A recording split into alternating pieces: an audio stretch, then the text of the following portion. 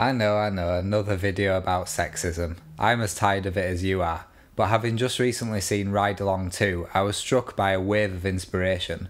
I found it surprisingly relevant to recent events in video games regarding censorship and representation. It got me thinking just to what extent video games are scapegoated and vilified as the cultural representative of offensive violence and sexism, while the film and music industries can do whatever the hell they want with not a squeak of protest from anyone.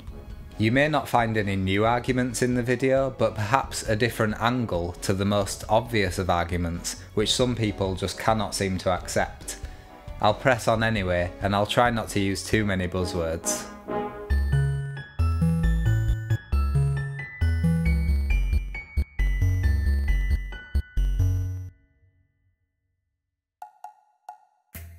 I feel like open-minded people often realise they can be offended by something, yet also enjoy it.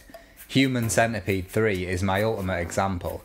Purposely sickening, but a work of artistic genius that accomplishes everything it set out to do. The same can be applied to Ride Along 2. I thoroughly enjoyed the film. At the very least, I enjoyed it a lot more than the first Ride Along.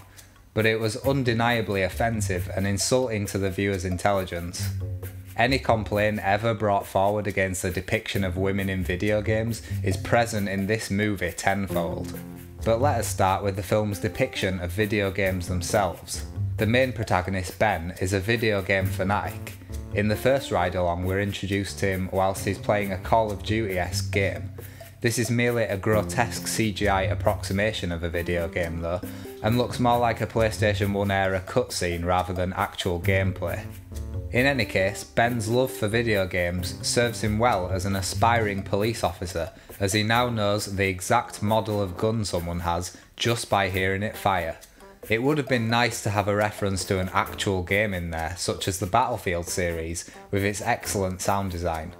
It may still have been too far however, because although Battlefield sound designers use real guns as a reference point for their sounds, in the end, the sounds are still designed using a mixture of microphone placements and post-production. Then there's the inevitable Grand Theft Auto-esque game Ben plays in Ride Along 2. This allowed him to become an incredibly skilled getaway driver by pretending he was playing the same game later in the film, even though the game required a controller and the car was, well, a car. Ride Along 2's version of Grand Theft Auto also included the elusive score at the top right for killing people, destroying things and presumably sleeping with prostitutes. I've still never found the ability to see this score in the options menu of any GTA, but apparently it exists. Both of these references perpetuate a common criticism of video games, that they can teach someone to perform some sort of action that was seen within the game. Video games are an amazing teaching tool, yeah, in terms of gaining knowledge and stimulating your mind, but very few video games are released under the pretense that they can teach you to perform actions like shooting and driving. It's not even that these elements of the film weren't funny, they're just another example of the perception of video games being skewed by other forms of media. I like to think that if the writers truly cared about video games, they would have tried to give an accurate representation of them. Secondly, I'd like to take a look at Ride Along's depiction of women and how people only seem to give a crap about semi-naked women when it's in video games. The creators of both Ride Along films made sure that the viewer was accosted with TNA right from start to finish. The biggest offence is Ben's girlfriend. She doesn't seem to have a job and she spends her time sat at home in her underwear, wondering when Ben will be home so they can have sex. She frequently texts and calls him to let him know that she's horny, so he should come home soon. Any creative or critical thought she has seems to go towards what skimpy outfit she will wear for Ben next. Olivia Munn plays a female police officer in Ride Along 2. While at first she seems a fairly good example of a strong female character, putting Ben in a pressure point death grip for using a computer without asking. Soon though, she's putting her real skills to use as she creates a distraction by seducing the antagonist. She doesn't do this with her charm, she does it by making sure her boobs are as visible as possible, walking straight up to him and asking him to dance. I'm gonna create a distraction. You guys, at casualty scene opening. Dancing with a girl gives you permission to grab her ass too, so of course he goes for it. Now I don't know if there are any male extras in the film, either way the female extras are all wearing some skimpy outfit or other. Ride Along 2 has the advantage of being set in Miami, so it's understandable that the women are in bikinis, soaking up the sun. But hold on, is that extra breaking the fourth wall to give me, the viewer, a striptease while the camera is an inch away from her butt, pointing up at her? She is suggestively looking down straight into the camera. That isn't an establishing shot, that's pure sexploitation. James, you hear that? You see? Oh yeah, he's looking that up and down, no doubt. James, that's a little graphic. It's true. By now you might be wondering, what makes my criticisms of Ride Along any different from a certain feminist video series take on depiction of women in video games? Do I have a problem with nudity and sex in films? Actually, no. As is rather typical of an adult male, I quite enjoy seeing the odd naked lady from time to time. But now comes the punchline. These films are rated 12A.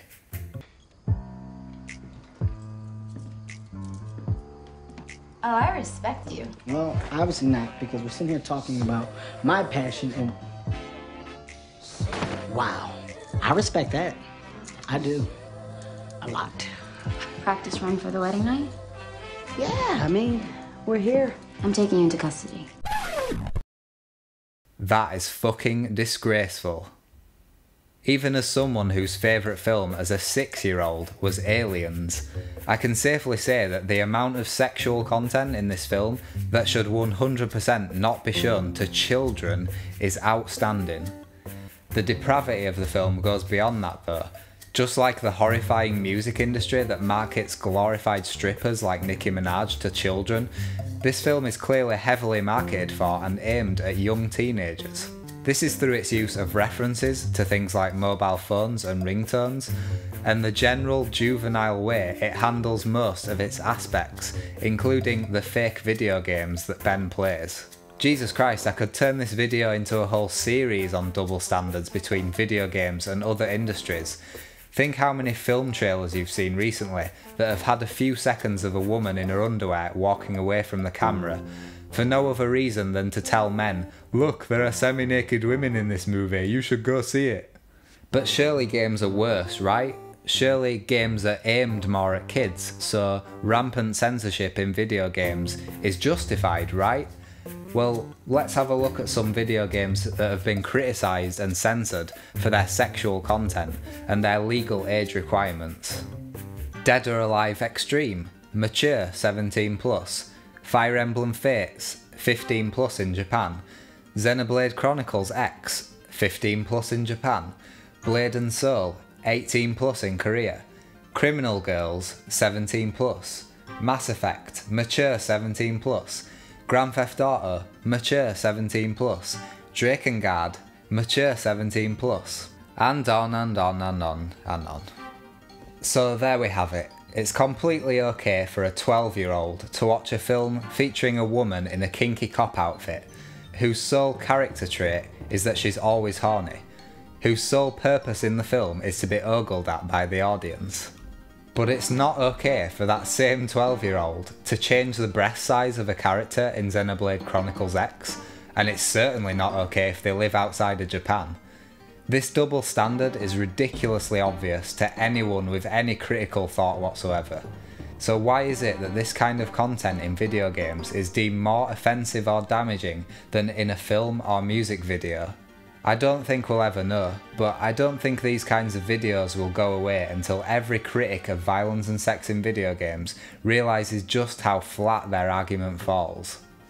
As for the argument about this kind of thing hampering our enjoyment of video games, yes, Jim Sterling, it actually does. What better example than the original Drakengard for PlayStation 2? Drakengard is one of my favourite series, but the Western version of the first instalment is butchered beyond comprehension.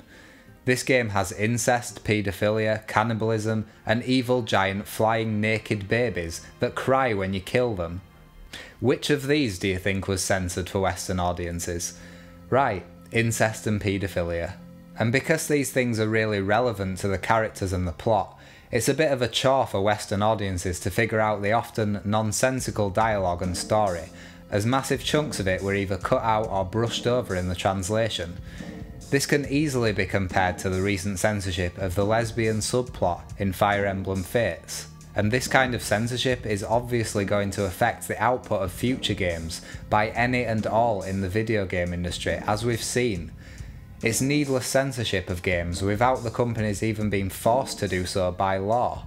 It stifles creativity by discouraging exploration of any subject matter deemed too offensive. Also, it discourages publishers from even bothering to release certain games in the West, as we saw with Dead or Alive Extreme 3. Ride Along 2 was one of the most offensive, demeaning and insulting films I've ever seen, and kids younger than 12 can go see it if accompanied by an adult. If anything was censored from the film to achieve its rating, it must have been some seriously sickening Serbian film style stuff. So what does Ride Along and its sequel tell us about the games industry? It tells us that among all forms of media, video games are the most tame and inoffensive, especially when compared to the film and music industry, which in my opinion purposely targets children with sexualised content, and barely anyone has a word to say about it.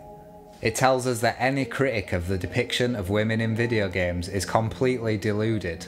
The bottom line has to be that video games are still thought of as for children, despite their ratings which have now ceased to have any meaning.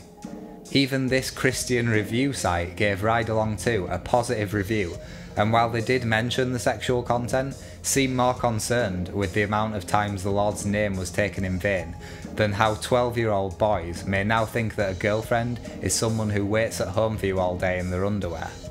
Now this may be the anti-American in me talking, but I feel like one half of the US kind of finds anything to do with sex ultra offensive, and the other half kind of revels in this juvenile American Pie style sexist humour. Here in the UK we're kind of caught in the middle of the moral outrage of the US and the extreme politeness of Japan, not wanting to offend. We don't really give a shit, just give us the creative content, uncensored, as it was envisioned by its creator, and I'm sure most sane Americans feel the same. Media critics need to do the right thing and critique the real bad depictions of women out there. Stop disregarding phenomenal female characters like Lara Croft because her fully clothed butt happens to be on the screen, or bikini-clad women in games made specifically for adults, and start fighting against the money-driven, purposeful targeting of teenagers and even younger by using sexploitation or shallow female characters. Ride Along 1 and 2 are both an absolute disgrace, and the men and women involved in the creation of these movies should be absolutely ashamed of themselves. It's a really enjoyable movie though, I highly recommend it.